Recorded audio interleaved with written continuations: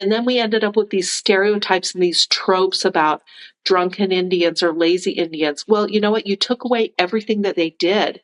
You took away the way that they earned a living. You took away their purpose, the way that they provided for their family. You took away the way that they celebrated their heritage. And now you have the nerve to call them lazy. You know, that's a no. Welcome back to That's Church. I'm Maisie, and my mom and aunt are members of the Church of Jesus Christ of Latter-day Saints, just like me. They go around Utah discovering and interviewing various churches. I'm so excited and intrigued to learn with them about our neighbors and their religions. Isn't she just the cutest? Now I'm excited to introduce our special guest for today's episode, and be sure to listen to the very end for a short sneak peek for the next episode, part 2, and also the episode after that with Aubrey Chavez. It's going to be amazing. Mary Wagner was born and raised in Arizona, spending most of her formative years in Window Rock, the capital of the Navajo Nation. After leaving Window Rock, she lived in Missouri, where her mother is from, experiencing a very different way of life alongside her 7 brothers and 2 sisters. A few years later, they moved back to Arizona. Mary eventually married, had 4 children, finished college, then completed an MBA after her divorce. She spent 2 years in Denver and is now enjoying life in Southern California. Mary has worked in tribal law, contributing her expertise to support Native American communities. She enjoys spending time with her 4 grown children, learning, traveling, and communing with the sand and waves. Mary strives to live everything better than she found it, whether it's her former places of employment, former homes, or the world we live in. Enjoy the episode. You please share with us a little bit about what it was like growing up on the Navajo Nation. How do you say that? Navajo Nations? Navajo, the Navajo, it was the reservation. Yeah, Navajo. Okay. Yeah. Navajo Reservation. Yes. Yeah. And how do you feel that kind of shaped your environment or your beliefs? So I would say that was critical growing up as a child on the reservation as a non-native. 2 factors. One, I didn't realize there were a whole bunch of white people in the world. And 2, I grew up with no television either. So not having television and growing up in an environment that was very much about the people of, the Navajo people as opposed to white people, which is what we see everywhere else, right? So I grew up in an environment that was far less focused on the power structure of patriarchy, if that makes sense, as it is outside of the reservation. That's not to say it wasn't there, but it was just different. The second thing about that was growing up knowing that there were predominantly other spiritual practices in that environment. Now, a little bit more in depth about that is that my mother grew up not a member of the Church of Jesus Christ of Latter-day Saints. And my father, although he grew up in the church, he was raised by somebody who was not raised in the church and was instead raised by in the Christian Science religion. So I was very interesting religious background. Because of that, I was raised to have respect for other people's religious beliefs, whatever they may be. For the most part. I mean, there's always going to be this level of, this is the true church, blah, blah, blah. For the most part, we're taught that, there's other religions out there. We should be respectful of those religions and their beliefs.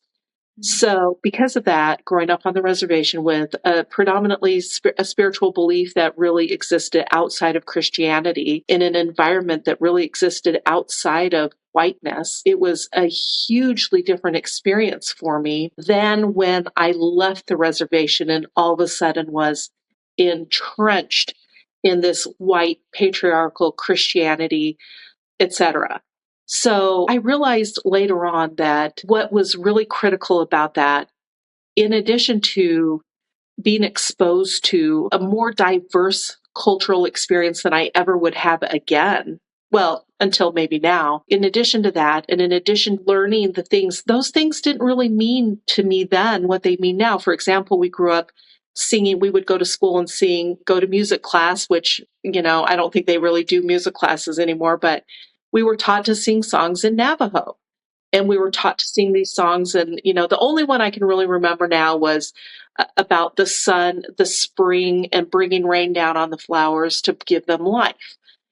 So that was the kind of messaging that we were taught.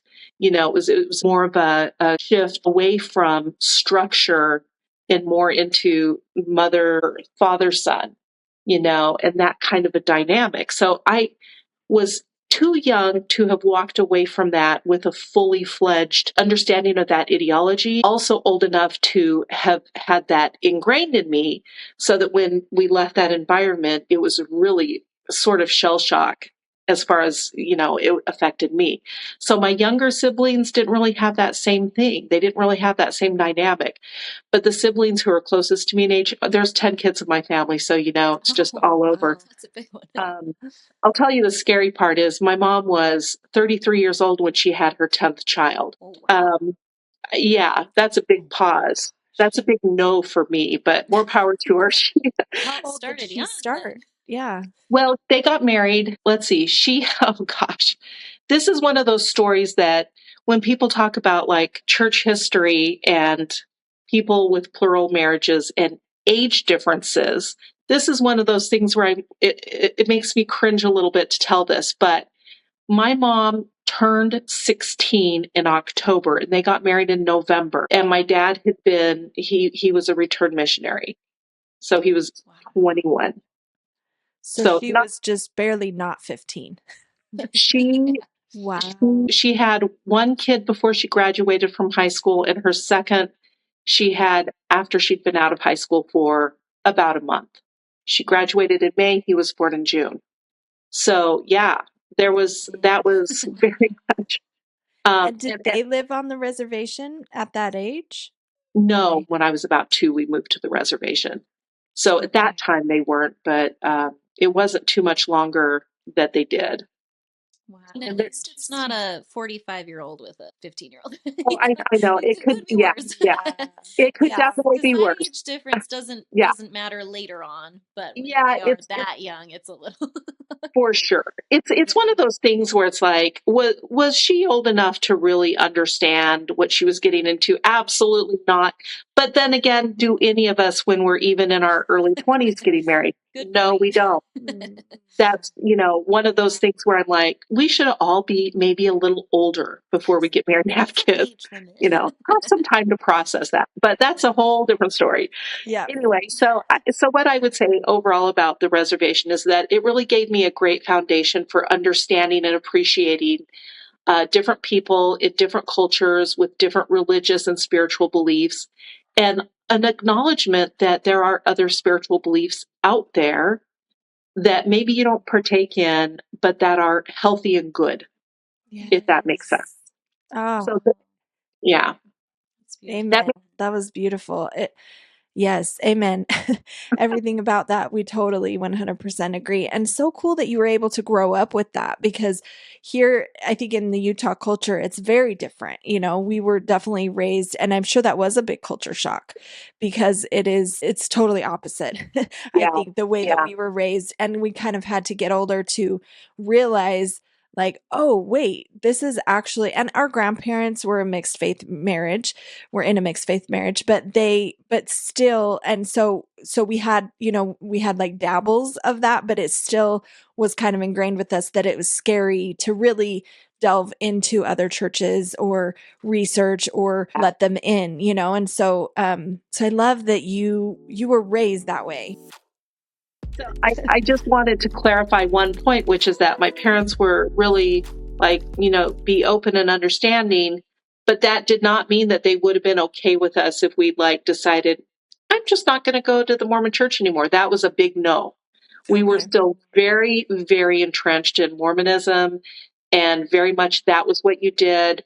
And very much that even though we respect all these other religions and have respect for people's beliefs, they're still wrong and we're still right. So there's definitely still that aspect of Mormonism was still very much a part of my growing up. So it's weird, but it did set the foundation, which maybe we'll get into later. But it really did set the foundation for my later years as far as being more open and understanding for other people.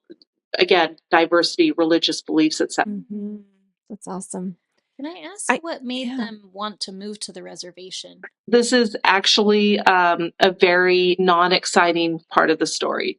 But my dad worked for this company called FedMart that was in the Southwest at the time. And I would describe FedMart now as being like a super Target or a super Walmart. So that's what brought my parents to Window Rock, was that my dad worked for FedMart and they transferred him to the Window Rock store. That was the next step for my dad in his career, was to take that promotion. So, wow. yeah. No, that's good to know. Now, I'm going to tell you as a follow-up to that, just real quick, that the reason we left the reservation was because a different company came in and bought out the FedMart stores. So when that happened, the owner of FedMart asked my dad if he wanted to join in on this new venture. My dad said no, because it would have required him moving his 10 kids, oh gosh, to San Francisco. So instead, my dad took us to Missouri, which was the worst thing that ever happened. Well, it's not the worst thing that happened to me in my whole entire life, but up till that point, that was horrible. It was horrible living in Missouri. We'll probably talk about that more later. It's so cool that you got to grow up on a reservation. Yeah. It was really, truly the coolest thing. I have, in my yearbook, my 8th grade yearbook, pictures of all of my friends, and it's just the experience of growing up with going to powwows, going to the Indian rodeos, going to the fairs that just took place in Window Rock all the time, because that was the capital of the Navajo Nation. So pictures and seeing all the women in their native dress, speaking Navajo to everybody, that, sitting over open fires to make fry bread, which according to everybody is the only way to make fry bread, is in lard over an open fire, right? But and just feeding you, and this, like going to my friends' family's hogans, seeing these little tiny hogans with 10, 15 people living in the one room hogan. And they're usually built with the fireplace in the center and then the chimney going up through the center for smoke.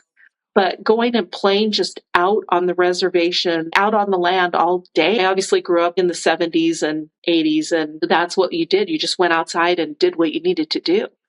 So having that experience where we just roamed the land, where my friends' grandparents were still herding sheep and we would go and help do that, where my friend's grandma was sitting down at a loom and weaving, and seeing all of that history and culture, and seeing the silversmiths, although that wasn't super common for me to see, but every once in a while somebody's uncle was a silversmith or whatever and would sit and be forging jewelry that had a connection to him and his family, not just something to look pretty or sell, which certainly was a factor at different points in time, but forging something that had a special connection. And I remember going to one of my friends to her family's gathering in her grandma's hogan, and just the smell of mutton, which can be a really strong smell. If you're familiar, you know what I mean.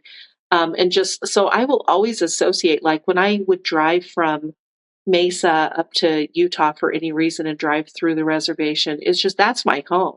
That is a teary moment for me, because even though I haven't lived there for, several decades now, that's just where I was raised. And that's where I feel that connection to my roots, such as they may be.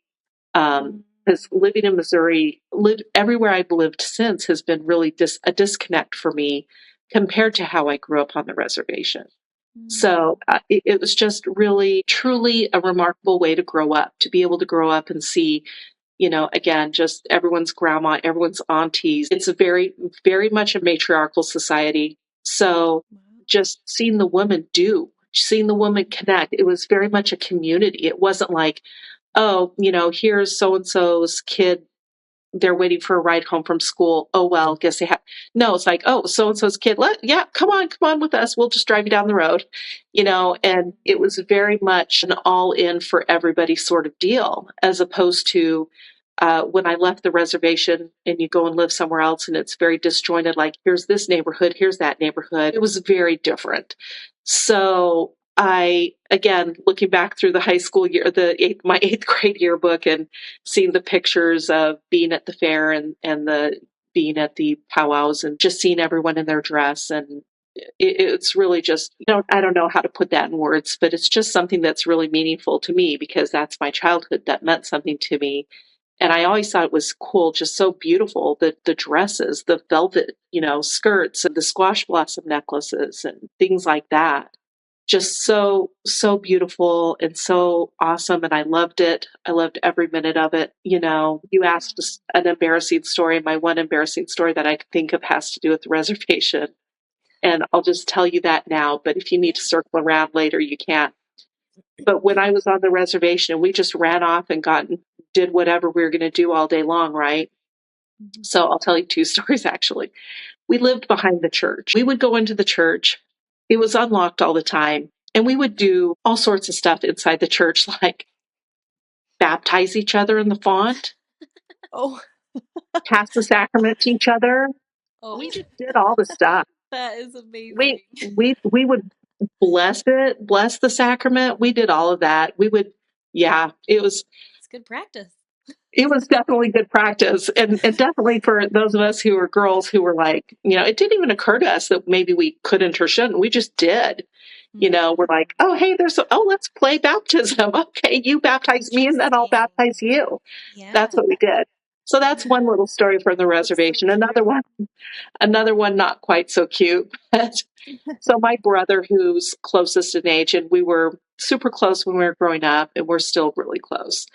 But he and we were the ones who were always wandering around together, doing whatever, getting in trouble. And came home one day that we're like, oh, hey, the field's flooded. The field in front of our house, but behind the church. The field's flooded. Let's go get our swimming suits on and play in the water, which we did. Of course. Later on, it's getting dark. My mom is like yelling out the door for us to come inside. Like, fine, we're going to come inside. So we go to the door. My mom about lost her mind because we had been playing in the sewer runoff. Yeah. Oh, no. Oh, no. I just can't even. I mean, as a child, it did not even occur to us. We did not think twice about it.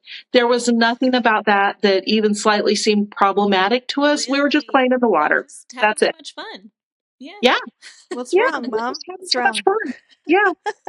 Let's go swimming. Let's go swimming.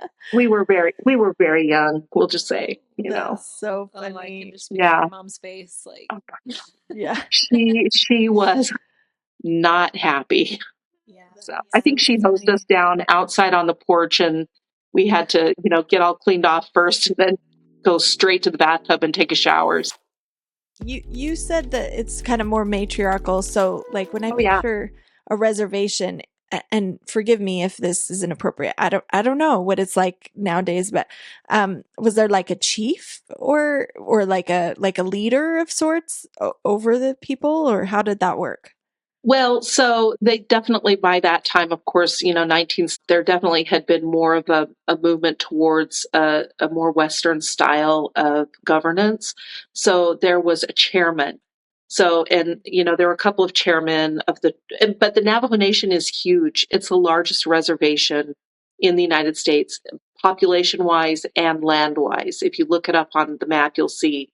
It is huge and it encompasses the whole Four Corners area. And so there was always a chairman. Like every time if we got straight A's, we would get a letter from the chairman. So Peter McDonald was the chairman back when I was growing up. And I have tons of letters from him. And then it was Peterson Zaw. But I have these letters and, so they had a council. So they'd have the chairman and the council.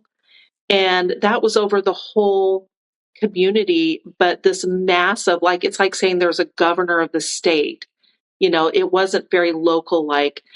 So when I say that it's a matriarchal society, that's traditionally the women were in charge of the goings on. And in fact, history, if you go back and read, there's this book called that really talks about what the Americas were like pre-Columbus.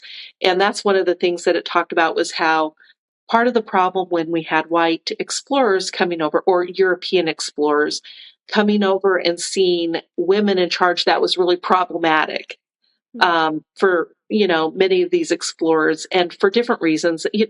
People like that who are looking for power will find really any way to justify whatever it is that they're trying to accomplish, right? So one of the reasons that they used to justify some of their behavior was the women are the ones working in the field and the men aren't doing anything, right? They're just being lazy or whatever because they didn't see the men. The men were out hunting, women were gathering or whatever. Different tribes had it set up different ways. Yeah. But that was one of the things that they used as an excuse to Christianize or to conquer Native American people or indigenous people. So, Interesting. on the reservation. And also, this is something that I wasn't really super aware of at the time I was growing up on the reservation, but the impact of reservation boarding schools cannot be understated. The impact of having your children taken away from you when they're 4 years old and them being forced to go to these government boarding schools that were run by Catholics usually. And even in the church, this is a huge cringy thing for me. But even in the church, when Spencer W. Kimball really promoted the Indian placement program, where tribal kids would go and live with white kids, white families, because we needed to save them or whatever. It's just really, truly awful to think about. And the impact that still lingers to this day cannot be understated. Cannot. It is really awful what happened to these people who are just trying to live their lives and love their families. This is something I wanted to ask you if you knew about it. I didn't know if you had very much background or knowledge about that whole thing, but I recently heard a talk by a gentleman that was part of that placement program. And he talked in a positive way about it. He was taken from his family and placed in a white home.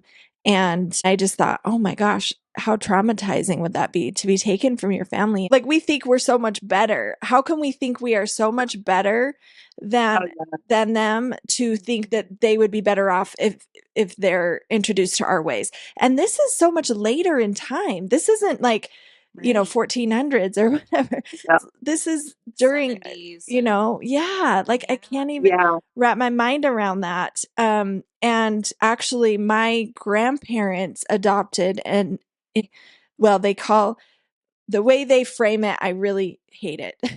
They call him their little adopted Indian boy rather than their son, Oh God, that's horrifying. That's the epitome of what we're saying here is Yeah. like we'll save you, we'll teach you our ways. It would be so traumatizing. And like you mentioned, Mary, it was traumatizing for you to leave, and you left on much better terms than a lot of these youth. And so I'm sure you have a very soft spot in your heart having gone through a similar experience. Yeah, absolutely. I mean, I don't think that anything that I went through can compare, and let's just be really frank that for some people, this would not have been traumatic, as perhaps, Emily was just saying that the gentleman that she heard giving a talk, if you're if you're, at some point, some kids process that differently than others. And for some, it's like, okay, it wasn't so bad. Look what I got from it, and also, there was this whole drive to get at some point, I think it was also in the 70s, but this whole drive to get people off the reservations into the city. So they would cities would give you a one-way ticket on a bus, but and literally families were leaving the reservations in droves during this time period that they were doing this. And that caused an even further disconnect from people and their heritage, their culture, their traditions, because they were just, being encouraged, coerced. Sometimes there were no opportunities on the reservations.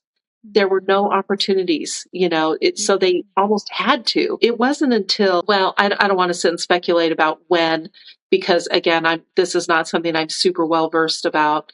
But at some point, people started to want to reconnect with their roots and started making their way back to the reservation. And, I think that was a personal journey for them. And, different people did that at different times or not at all, or however it worked best for them. But, there's some shows that if you watch Reservation Dogs or if you watch like Fry Bread Face, or there's a book that a part-time Indian, this book that's about this, the author actually grew up in the city and then on summers would go back to the reservation.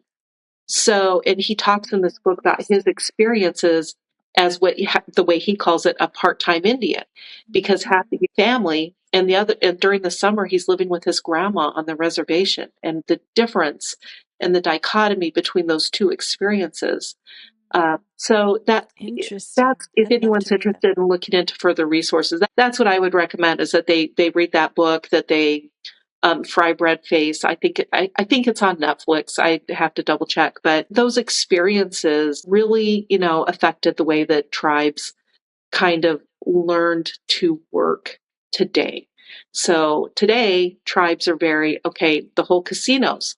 Casinos started because that was a way for tribes to actually have a way to provide for themselves. Because literally the United States did everything in their power to not allow them to be able to provide for themselves. And then we ended up with these stereotypes and these tropes about drunken Indians or lazy Indians. Well, you know what? You took away everything that they did. You took away the way that they earned a living. You took away their purpose, the way that they provided for their family. You took away the way that they celebrated their heritage. And now you have the nerve to call them lazy.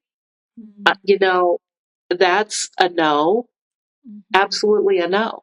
So, the way that they've evolved as far as a government or whatever. And some things, unfortunately, I think are so embedded that we don't even realize that they're a product of white men trying to hold sway over tribes. For example, blood quantum, which is actually, so the government would provide certain, supplies for tribes, right? So in order to be a member of that tribe, you had to prove that you had enough Indian blood that you were actually a member of that tribe. So in order to do that, you had to go through your genealogy, so prove that you were descended from these people or whatever.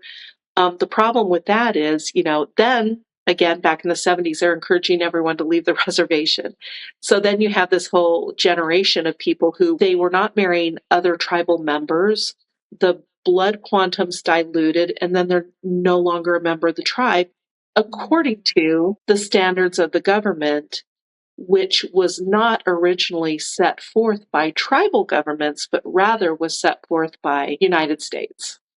So they did that because they didn't want to provide for these tribes, that they set them up on this reservation with no way to take care of themselves. So they were giving them subsistence goods, but didn't want to give it out too freely. So if you're, only 50% Navajo, well, maybe you don't get, free clothes or food, whatever. And I am, again, not an expert on that, the backstory of that. So I'm sure there are plenty of other people there who could speak to that more. Even today, though, so many people in the Cherokee tribe who cannot get acknowledgement, for their tribe, or that they are tribal members. Some of them, there's a lot of members of the Cherokee tribe who actually have some African American heritage also. And they've really struggled to find recognition as tribal members because they're trying to meet this really, frankly, stupid goal that white people gave them, that told them that they had to meet to prove that they were really a member of the tribe. But just over the generations, that's become so embedded that now it's even for tribal councils, that's a thing. So most tribes have some variation of that. And now it's, you have to be a tribal member to benefit from the casinos. Each states will have compacts with different tribes. So they'll have these tribal compacts to be allowed to have these casinos on their land. So, for example, California, I mean, there's so many tribes in California, I couldn't even count them all, but each tribe has to have a compact with the state in order to be allowed. And they have to agree to give a percentage of all their revenue to the state. or else they're not allowed to run these casinos on their own sovereign land, right? Again, just an overview. Yeah. But, so in order to be able to benefit from the revenue from these casinos, you have to be a registered member of the tribe. And again, the fewer members of the tribe now, the more money there is to go around. And some tribes are really better about that than others. Some tribes just really struggle with it. But that's another aspect of having this whole blood quantum thing, is that now profits from casinos, although they largely go to communities, they go to like, okay, we're going to, use this money for a school, use this money for a medical clinic.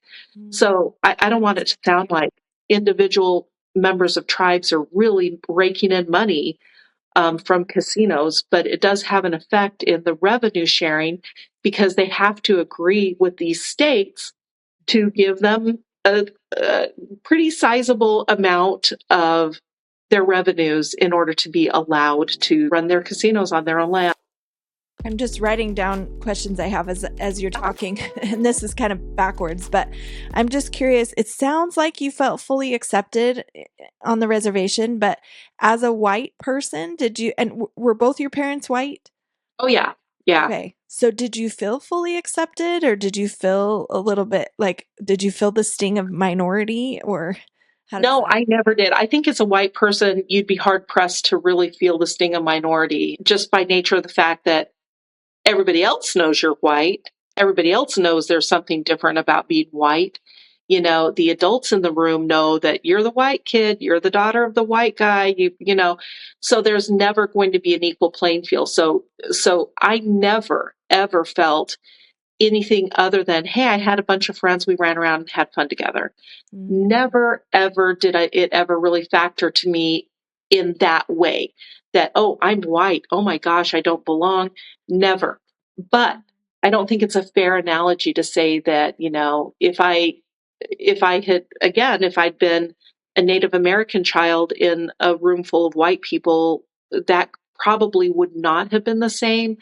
I don't know. I can't speak for anyone who's Native American, obviously, but for me, from my perspective, I never felt excluded at all.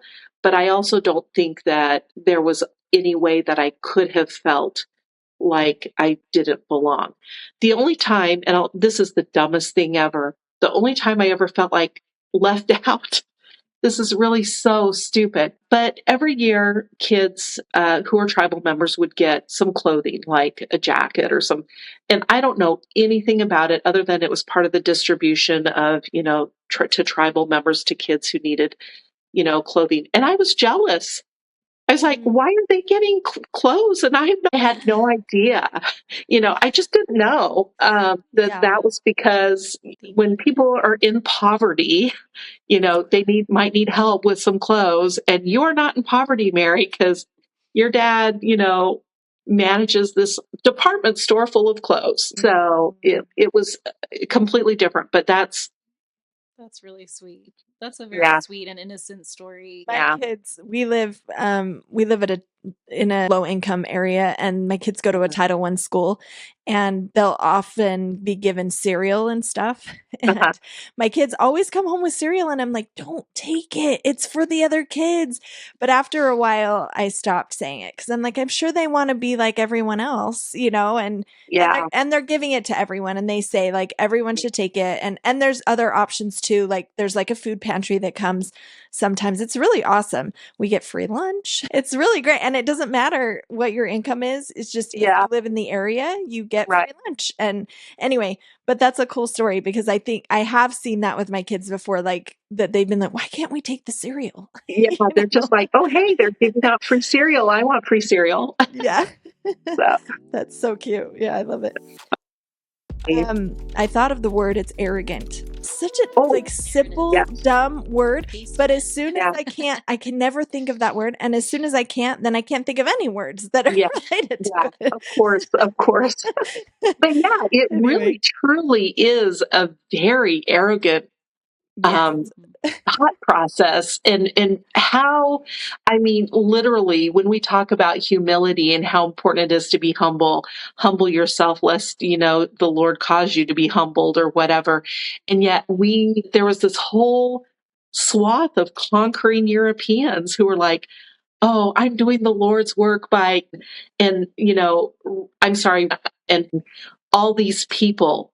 Really? Seriously? You think that's God's work? I'm just going to go through and decimate an entire, nation, an entire nation, because I'm doing God's work. The arrogance, that is exactly the right word. Just the hubris of thinking that is in any way, shape, or form going to be acceptable is just beyond me. I can't even imagine.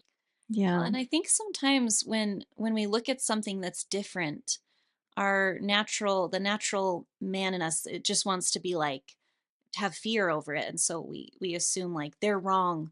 Why would they do that? And it makes me think when you said that people call people on the reservations lazy, like Yeah, it also is just a different lifestyle, even when it was at its fullest, when they were living life and living right. in their way. It was so different, I'm sure, than someone who goes and works from 9 to 5 and is just busting Yeah, it all day long. Like, yes, I'm sure they're also working on the reservation, but it's going to look differently. It's a totally yeah, different lifestyle. And I think we don't always leave room for admiring different lifestyles. And there's so much beauty and growth in that. We don't all have to do things the same way. right, right. That's absolutely correct. I mean, just trying to homogenize entire groups of people is really, truly ridiculous. I mean, just we don't want anyone to be different. We want everybody to look and act just like we think it's the right way to look and act. And I don't know if either of you follow Sharon McMahon, her Instagram account at Sharon Says So. But that's one Love of the her. things she says she's so great. But one of the things that she says over and over again is what can be used for you can be used against you. And if you're going to spend all your time thinking, oh, we want everybody to look and act just like us, we're going to force everyone. Okay, well, we've all seen the results of that. Genocide in, Germany, genocide in Rwanda, genocide here that the United States did against Native American tribes, genocide and like Christopher Columbus when he came over and just decimated entire populations of peoples. It's really, truly just despicable. It's like, when will we learn? How many times do we have to do I it? know. I don't Well, remember where I heard this phrase, but it was, we mistake unity for uniformity, and they're different things. And we yes, cannot try to force someone to be just like we are. And unity really is about embracing all beliefs, and not embracing them like you have to take it on yourself, but just respecting them. Respect yeah, everyone's beliefs, and that will equal true unity.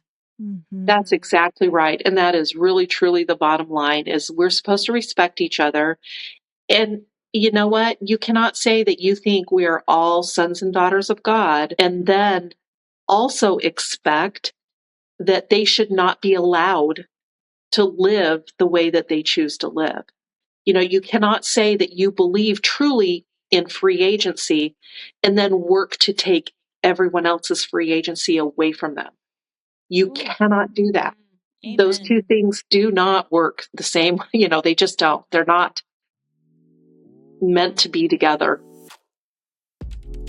How old were you when you left the reservation? So we left when I was 12. We had just finished seventh grade and I started eighth grade in Missouri. We had the summer in Missouri. And let me just tell you, like we go to Missouri, it's the heat and humidity of summer in Missouri. And I knew nobody. We lived 20 minutes away for outside of town. And so there was like, you walked outside of your house. I could see, like, I could walk down the road a quarter mile to my grandparents' house or down a little bit further to my other uncle's house. And it was just truly like, that was it. If I wanted to go anywhere, do anything, you had to get in the car and drive, which is not a unique experience for a lot of Americans, right? I mean, I think now we live in these suburban areas, at least I do, and there's people everywhere. There's grocery stores, there's cars, there's everything. But not where I was. I definitely didn't have that window rock, which I didn't really care about at the time. I was young enough and my friends lived the little development where it wasn't a development. We lived in trailers. I just want to make that clear. But there was this little community of trailers, and we were living in the lap of luxury in a double wide.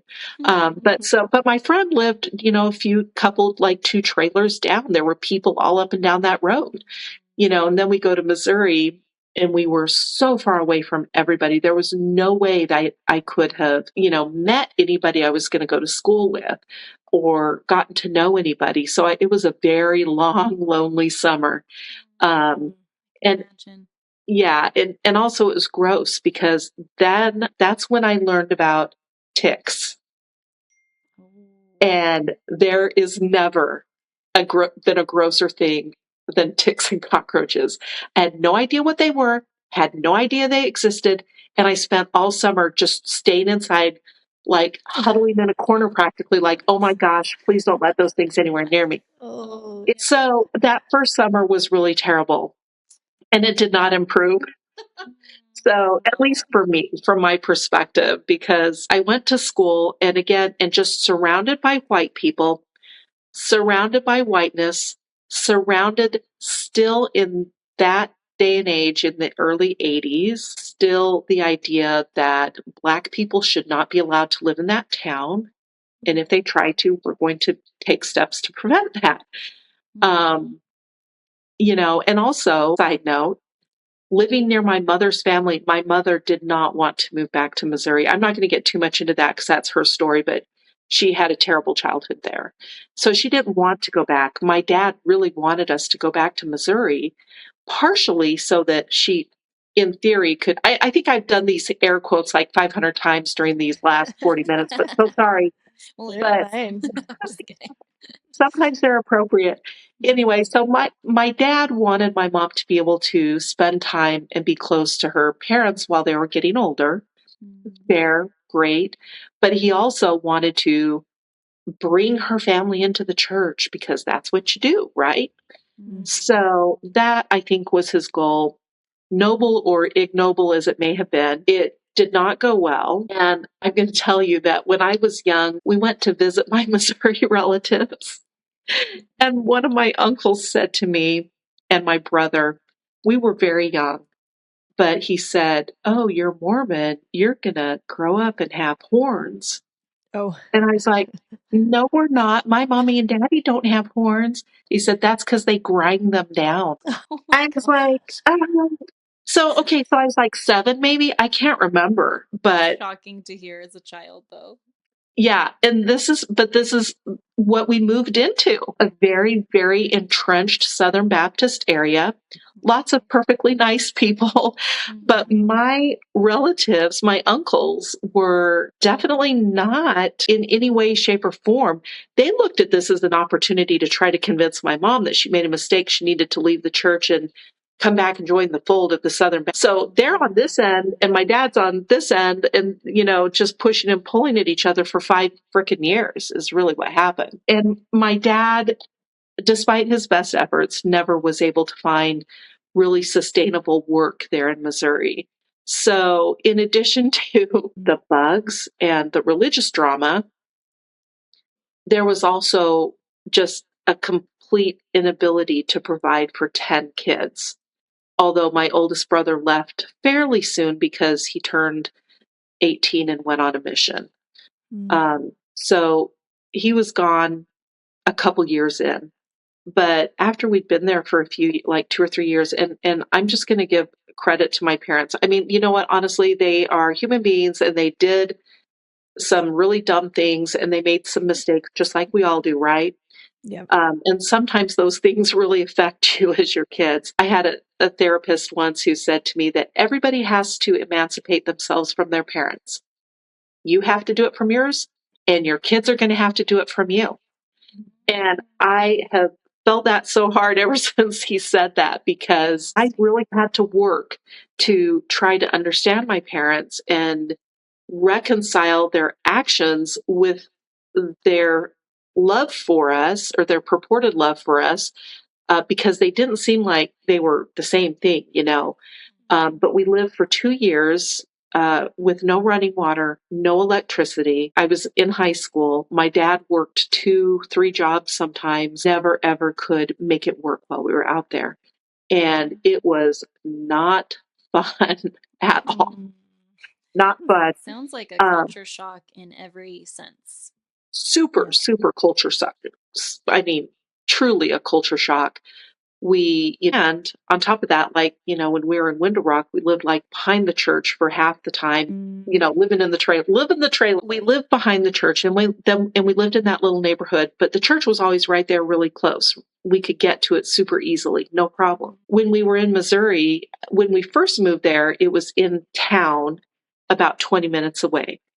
But after about a year, they closed that little branch down. There just weren't people to take care of it. So eventually they moved it to a town like an hour away. And there was like 2 other girls my age or even remotely close to me in age that weren't my sisters, I should clarify. So even going to church was a challenge. And when you're making like no money, you have these kids to provide for and feed. And you have to pay gas to drive, an hour one way to get to church. But my parents did this, and this is where one of my huge crucial things came up for me was, my parents made sure that if they had $1, they paid 10 cents tithing. And here we were starving. Here we were with no running water, no electricity, but my parents were determined to pay their tithing. Never, ever, ever. And, so anytime anybody ever said, oh, well, these stories that people tell in church, well, we were so, we tried to pay this bill, had no money, but I knew if we paid our tithing, and then mysteriously there was this envelope in the mailbox full of money. Yes, of And I'm like, that, you know what? No. First of all, if you pay tithing, power to you. I respect you if that's what you feel like is the best thing for your life. But for me, when I was a child and my parents were so diligent about paying tithing, while we literally had no food to eat, that was like a huge, like, man, no. I think that there's no way you can be a member of the LDS church and not think that everywhere you go you're going to be proselytizing. I just don't think there's a way to not, because that's what we're told constantly when we're growing up is, every member a missionary. I mean, who grew up with that? Or it just would be a good example. All this messaging that we've had our whole life, of course, that's absolutely what we were raised to expect that we would be doing, right? We're raised to absolutely go out there and invite your friends to church, whatever that looks like. I mean, I think that looks like different things for different people. There's some really positive things about that, positive things that you're out there for your community. You're interacting with people who probably really need a friendly face or whatever. There's also some downsides in that people's kids are told, well, my kid can't play with you because you're not a member of the church. I can't go on a date with you because you're not a member of the church. I can't do this because you're not a member of the church. How many times have we also heard that? So I think there's this whole push, again, every member a missionary, but at the same time, there's a danger in that mindset that you can actually cause harm to people who really, truly are not in a space to embrace that or look at that. And if you're pushing or if you're saying things to people that are harmful, like, sorry, can't play with you, not a member of the church. I mean, really, how does that feel if you're a kid? And your friend down the street's like, oh, I can't play with you anymore because you're not a member of the church. We were talking about your dad and how you felt like they still wanted you to be a part of the community, even though you were LDS. Oh, yeah. So I guess the bottom line to my dad's background is that he was not raised in an environment where we're the true church. This is what you do. Go out and be a missionary, because his dad didn't even start going to church until my dad was 12. So my dad was not raised with that dynamic. And so I think that was part of why my parents were a little more like, got to be understanding. We expect people to understand us and our religion. We need to understand and be respectful of other people's religions.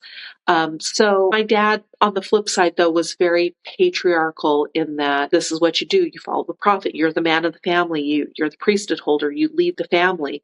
And there wasn't really wiggle room in that regard. In fact, another story. My mom actually gave me a blessing when I was in high school. And my dad came home and it came up and she told him, and he was happy because that was not for her to do.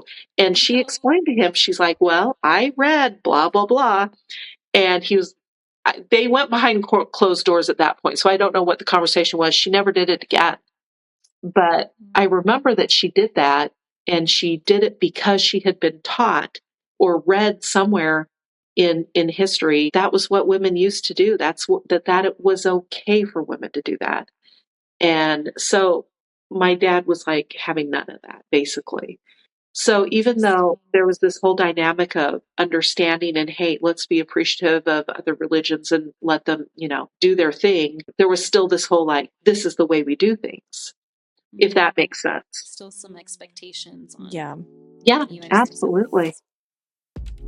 Do you still keep in touch with people from the reservation? Yeah, I do. Not as much as I did, but there's one person from the reservation that we reconnected as adults because I work in the legal field, and for a while I worked in tribal law. And so we reconnected at at the law firm that I worked at when I was doing tribal law. She was an attorney there. And I was like, oh, and we started talking and realized, oh my gosh, you were in Mr. John's class on the reservation. It's like, yes. So we were like, wow. And her dad knew my dad. And, we'd obviously gone our separate ways. She actually ended up being the judge who performed the ceremony when my oldest daughter got married. And so small world there. So special. There's a couple. Cool. Yeah, totally. And there's a couple of others, but it is a small number just partly because I was so young when we left. Yeah. Probably not a lot of ways to stay connected when you're that young. It's hard. It's hard, especially the older you get, it's like you have these layers, like here you are and you have all these friends. It's like you have capacity for 20 friends at a time max. And sometimes they just have to drop off. Yes, totally. Yes, I totally so get that. true. Yeah. And this is kind of a dumb question. I just really am not very educated right now in this whole area, I guess. But right now, what is appropriate? Is Native American? Is that the most appropriate? I wouldn't say so. And honestly, again, since I'm not part of that community, it's probably not appropriate for me to really expound on that. But what I will say is that it varies. A lawyer's favorite words, it depends.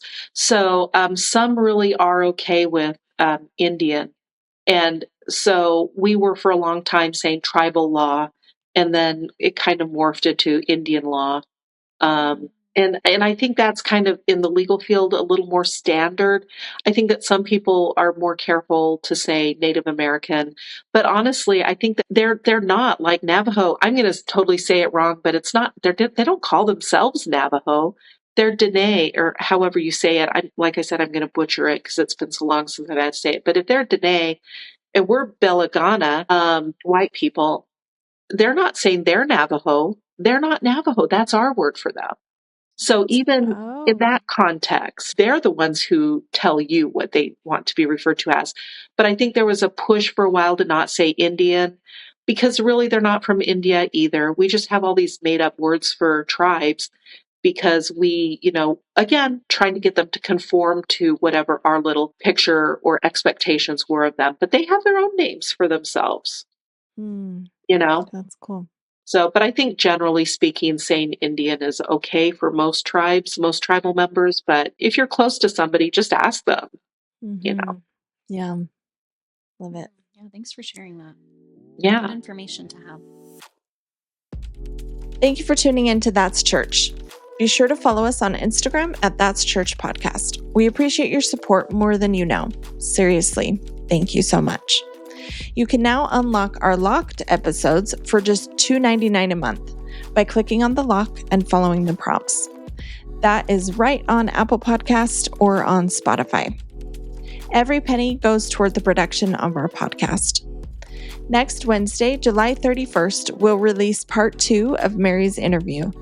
In that coming episode, she delves into the egalitarian roles of men and women before the Industrial Revolution, the Indian Child Welfare Act, ICWA, and the challenges faced by Native Americans conforming to our white world. We also discuss homeschooling, alternative learning within religion, and what eternity means to her.